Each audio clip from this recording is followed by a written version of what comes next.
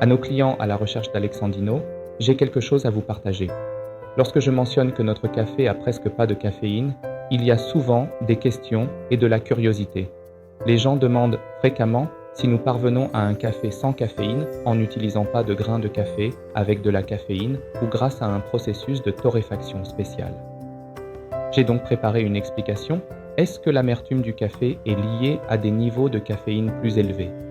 La réponse simple est non.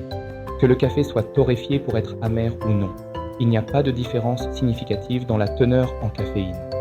Maintenant, comment la teneur en caféine est-elle déterminée? La caféine est liée à l'environnement dans lequel le café pousse.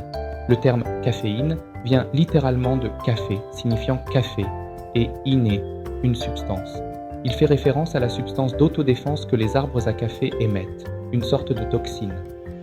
Lorsque les insectes tentent de manger les feuilles des arbres à café, ces arbres libèrent de la caféine pour les empêcher d'être consommés. Par conséquent, les arbres à café cultivés dans des zones avec plus d'insectes ont tendance à avoir une teneur en caféine plus élevée. Cela s'applique souvent aux cafés cultivés dans des régions plates, notamment dans des pays comme le Vietnam, l'Indonésie et l'Inde. En revanche, les arbres à café des régions en haute altitude, avec moins d'insectes, peuvent se permettre de libérer moins de caféine.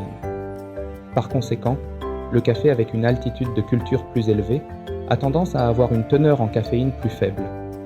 Nos cafés, Alexandino utilise exclusivement du café de spécialité cultivé à des altitudes de 2000 mètres ou plus, garantissant qu'il est mono-origine. En réalité, il est exact de dire que notre café a presque pas de caféine. Ceux qui ont essayé notre café disent souvent qu'il a un goût exquis et leur permet de bien dormir la nuit. Vous devez l'expérimenter au moins une fois. Je suis Kim Jae-hyun, le barista chez Alexandino.